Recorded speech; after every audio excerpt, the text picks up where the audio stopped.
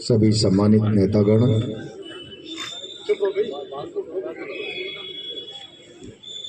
मेरे सामने उपस्थित कांग्रेस पार्टी के कार्यकर्ता बंधु और बहनें, आज कांग्रेस पार्टी के कुछ नौजवान कार्यकर्ताओं को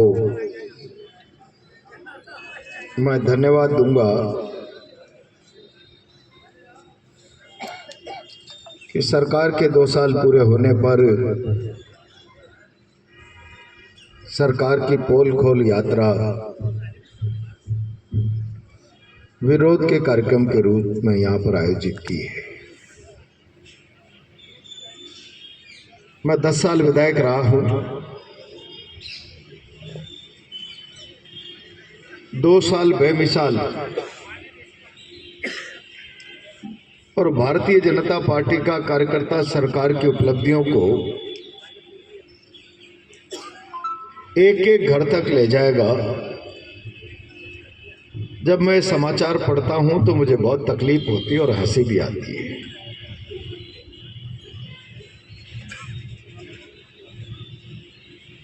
मैंने कई सरकारें देखी है और प्रजातंत्र की व्यवस्था है।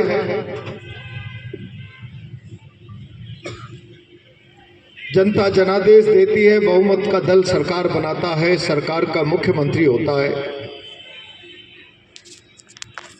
मुख्यमंत्री के नीचे मंत्रिमंडल काम करता है और सारी ब्यूरोक्रेसी सरकार के प्रति उत्तरदायी होकर जनता के लिए काम करती है।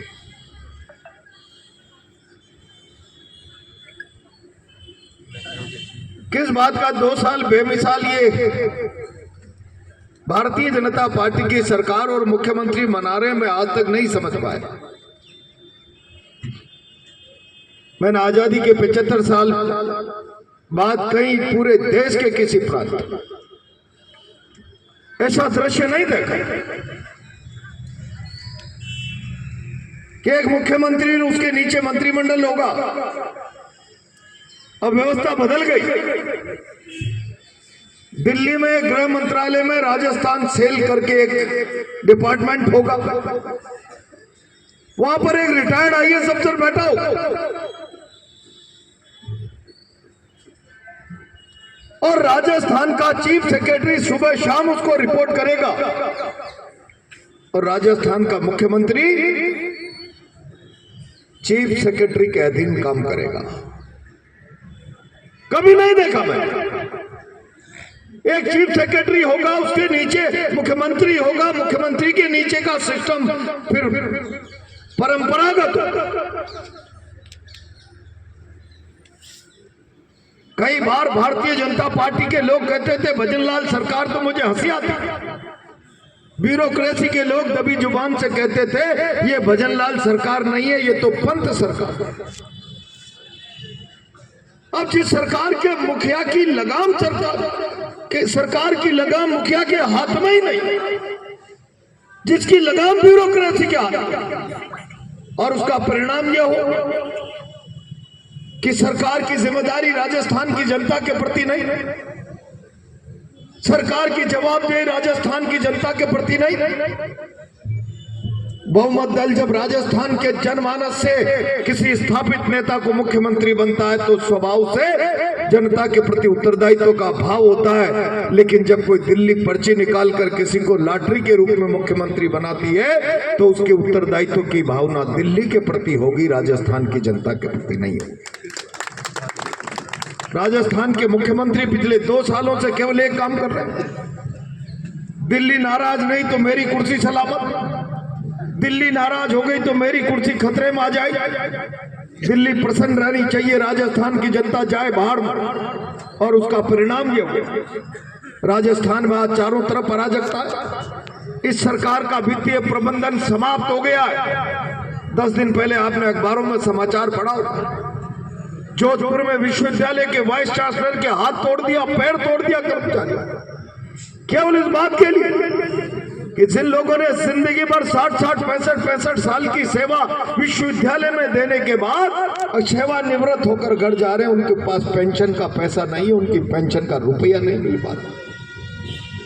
और कल तो अखबारों में छपा है कि पूरे राजस्थान के विश्वविद्यालयों की माली हालत यह है कि विश्वविद्यालय चलाने के लिए कर्जा लेकर काम करने की आवश्यकता पड़ रही है। जिस सरकार में शिक्षा जैसे संस्थानों को चलाने के लिए कर्जा लेकर काम चलाना पड़े, मैं समझता हूं इससे गिरी हुई बात इस सरकार के लिए कोई दूसरी नहीं हो सकती।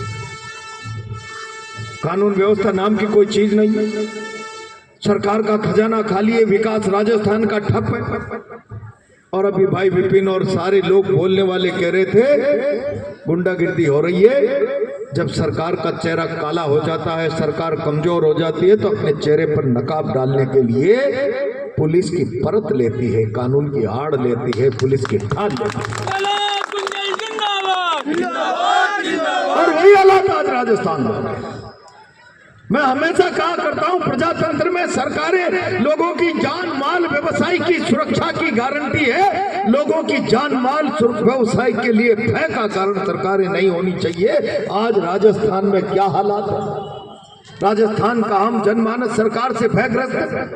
और मैं अगर कोटा का सवाल करूं, रोज किस प्रकार के किस्से कहानियां अभी लोगों ने भाषण करते हुए कहा कोचिंग उजड़ गई, यहाँ मीडिया के लोग बैठे हैं, तभी जुबान से सारा शहर कहता है किसने मांगी यहाँ की एक कोचिंग से 50% की पार्टनरशिप, और उसका परिणाम यह हुआ कि उसे देश यहाँ से छोड़कर देश के दूसरे कोनों में जाना पड़ा। और इससे बड़ी गिरावट, ये उर्दीधारी लोग यहाँ बैठे हैं, कोई मोरल ही नहीं बचा है। मुझे कभी कभी लगता है तुम्हारा जमीर गिर गया तो इस उर्दी पे दाग मत लगाओ। एक ओएसडी के चेंबर में गुंडे बैठते हैं एक साइड में पुलिस के इंस्पेक्टर डिप्टी बैठते हैं। गुंडे डिक्टेट करके प्लानिंग करते हैं, पीछे से मवालियों की तरह उन्हें ताकत देने के लिए पुलिस के लोग जाते हैं।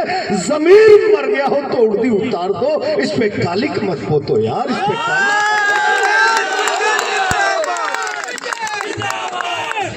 ये हालात तो यहाँ क्यों रहे? इससे बड़ी शर्म और जिल्लत की बात क्या हो सकती? गुंडे डिक्टेट करने लग जाते। और हालात ये हो रहे कि गुमानपुरा में है बियर बार की दुकान जो अच्छी चलती थी, पुलिस के गुंडों ने जाकर बंद करा दी। नेताजी क्या से निर्देश है कि बंद कर दो। 1 महीने तक बंद रहा, पैर पकड़ने के बाद कहा छोटे भाई को 50% की पार्टनर चाहिए, तब जाकर तुम्हारा बियर बार चलेगा।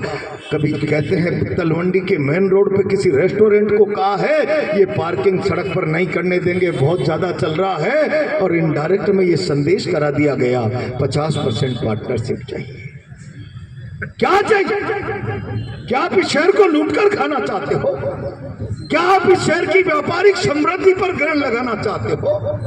क्या आप इस शहर के अपने खून पसीने की कमाई से व्यापार को समृद्ध करने वाले हर व्यक्ति का पेट काटना चाहते हो, उसमें अपना हिस्सा बांटना चाहते हो?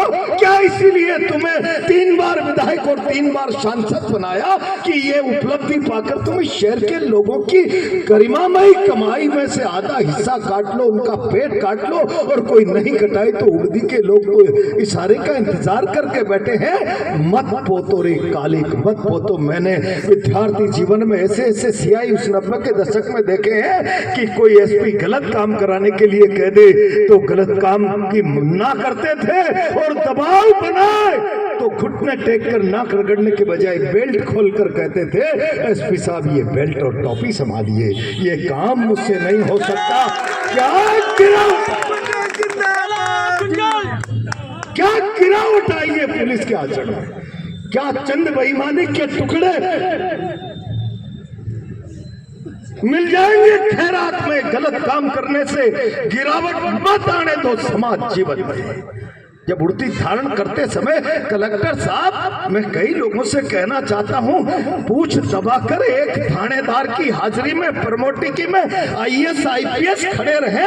अरे तुम संविधान की शपथ लेकर कुर्सी पर बैठे हो, नौकरी ज्वाइन की है, किसी नेता के नाम की शपथ लेकर, किसी सरकार के नाम की शपथ लेकर नहीं बैठे। नेता आएंगे जाएंगे चले जाएंगे, ये बेल्ट का नंबर खत्म नहीं होगा, इसको धारण करने वाला चला जाएगा तो दूसरा आकर इसको पहनेगा। ये संविधान की शपथ के आधार पर मिलने वाली बेल्टें हैं कि इसको जिल्लत मत दो, इसको अपमानित मत करो। क्या हालात हो रहे हैं इस शहर में, मवालियों की तरह पुलिस और गुंडे मिलकर लोगों के मकान खाली कराने, दुकानें खाली कराने, लोगों के धंधों में से हिस्सेबाजी करने का जो काम चला रखा है। आखिर आप राज चला रहे हो या अपराधी गिरोह चला रहे हो? मुझे अफसोस, ये सारा काम शहर की आंखों देके हो रहा है। कोई एक व्यक्ति लिखने का और बोलने का साहस नहीं करता।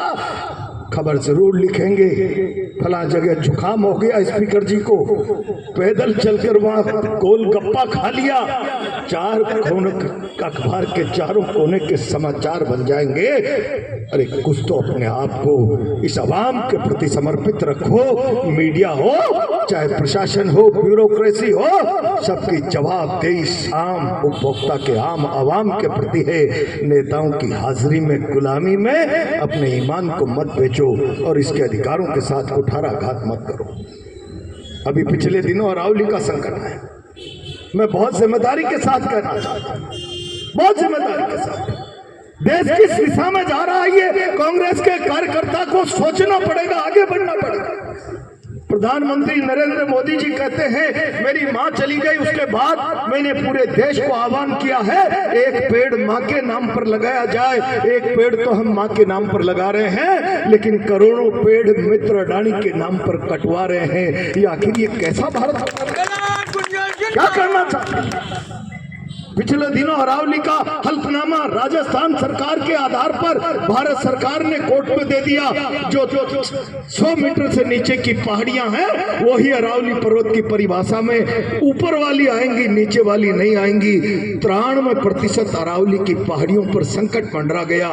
और जब पूरा देश खड़ा हो गया, देश के बुद्धिजीवी ने, देश के एनजीओ ने, देश के अलग अलग तबके के निजी तरीके से विचार देश और समाज को देने वाले तमाम लोगों ने अपने मोबाइल की करोड़ों डीपियां बदल दी। सेव अरावली, धरती के नीचे से जमीन खिसक गई। अमित शाह और मोदी की, कहीं अन्ना हजारे के आंदोलन की आहट तो हिंदुस्तान में सुनाई नहीं दे रही है। सेव अरावली के बाद, उन परिणामों की भयावहता के बाद सुप्रीम कोर्ट के सामने जाकर नाक रगड़ दी। हल्फनामा वापिस लेंगे तो जूता मुंह पर पड़ेगा। भगवान के लिए आप हमारी प्रार्थना सुन लीजिए और सोते संज्ञान लेकर इस पर स्टे दे दीजिए। शर्म करो, चुल्लू पर पानी में डूब मरो बेईमानो। हल्फनामा बाद में दिया है, पहले अडानी, अंबानी, जिंदल जैसे सैकड़ों उद्योगपतियों से अरावली की पहाड़ियों को माइनिंग प्लान में एप्लीकेशन लगाकर, मूवमेंट में लाकर उसकी परिभाषा बदलने के लिए बाद में सुप्रीम कोर्ट में गए हो। अगर जनता खड़ी नहीं होती तो 97% अरावली मित्र पूंजीपतियों के हवाले कर दी जाती। और उसका परिणाम क्या होता? मैंने कहा बूंदी में खड़े होकर, कभी कभी बूंदी कहती है, आजकल तो बिरला जी कह रहे हैं हम टूरिज्म लाएंगे। अरे शर्म करो, टूरिज्म की परिभाषा और अंग्रेजी प्रहलाद गुंजल को बता दो स्पीकर जी आकर, मैं मान जाऊंगा तुम ले आओगे यहाँ पर टूरिज्म को।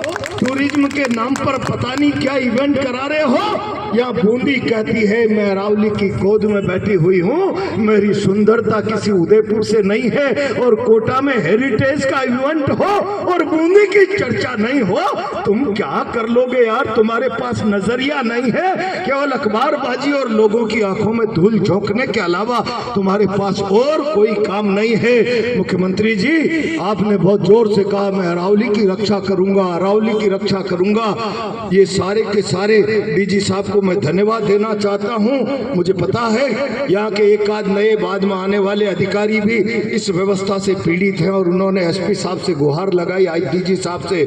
ये सुधरने वाला नहीं है। गुंडागिर्दी का आलम जो पुलिस पर, मानसिकता पर कब्जा हो गया है, जरा आप आइए और एक दो को लंबा करिए। वो आए तो डीजी साहब उसी मुंड में थे कि एक दो और लंबे होने थे, लेकिन वो बच गए। मैं बहुत जिम्मेदारी से कह रहा हूं। आप अभी कह रहे थे अरावली की रक्षा करूंगा, चिंता मत करो। मैं मुख्यमंत्री जी आपसे कहना चाहता हूं, मैंने तब भी कहा था जब डॉक्टर किरोड़ी लाल मीणा ने कहा था कि बनास में से 8-10 करोड़ रुपए रोज की रेती निकल रही। तब मैंने मुख्यमंत्री जी से कहा था, मुख्यमंत्री जी मंत्री का बयान संयुक्त उत्तरदायित्व की भावना से पूरी सरकार का बयान होता है, कोई मुख्यमंत्री भी उससे बदल नहीं सकता, मुकर नहीं सकता। और अगर वो सरकार का बयान नहीं होता तो मंत्रिमंडल से बर्खास्तगी की कार्रवाई की जानी चाहिए थी। डॉक्टर किरोड़ी लाल आज भी मंत्रिमंडल का हिस्सा है, उसके बयान पर क्या कहना है? आप अरावली बचा रहे हो, अरावली की कोख में बनास की कोख को खोद रहे हैं कोटा के नेताजी, उनके मित्र दोस्त। उस अरावली की कोख को मत खुदने दो, उसको मत बचाओ। 20-20 करोड़ रुपए रोज की रेतियां निकाली जा रही है। एक ट्रोली पत्थर कोई लेकर आ जाए तो 50,000 का जुर्माना लगेगा। एक ट्रोली रेती लेकर आ जाए तो पुलिस वाले उसको राज संपत्ति घोषित कराने का वो जो है प्रोग्राम जारी कर देंगे। वो बेचारा रोता रहेगा। ट्रैक्टर ट्रोली का 5 लाख का ऋण चुकाते चुकाते उसकी हाइट से तुम्हारे बच्चों की मानसिकता विकलांग हो जाएगी। एक नेता की गुलामी में तुम किसी गरीब ट्रैक्टर ट्रोली वालों के साथ जुल्म करो, अंदाजा रख लेना कि कल तुम्हारे बच्चे मानसिक रूप से विकलांग न हो जाए। मैं इस बात की गारंटी दे रहा हूं। ट्रोली लाकर आजीविका चलाता है, 5 लाख का लोन चढ़ा होता है, एक रेती की भर ली और तुमने राजकीय संपत्ति के लिए उसको डाल दिया दब कागजों में। शर्म करो भाई मानो। उसके घर में उस रोज मौत का मातम बनता है। तुम्हारे घर में कभी किसी की मौत होगी तब उस मातम का अंदाजा लगेगा। जिस रोज गरीब का ट्रैक्टर छिनता है, ट्रोली छिनती है, उसकी संपत्ति छिनती है, और तुम्हारे पास नैतिकता क्या है? जाओ। मैं कह रहा हूं कल से 3 दिन से कलेक्टर से मुझे कहना पड़ा कि मैं जाऊंगा, फिर तुम्हें मौके पे आना पड़ेगा। हिम्मत नहीं, लाठी चला सकते हो, गोली चला सकते हो। किसी की माँ ने दूध नहीं पिलाया कि हमारा पैर पीछे हटा दे। मैं कल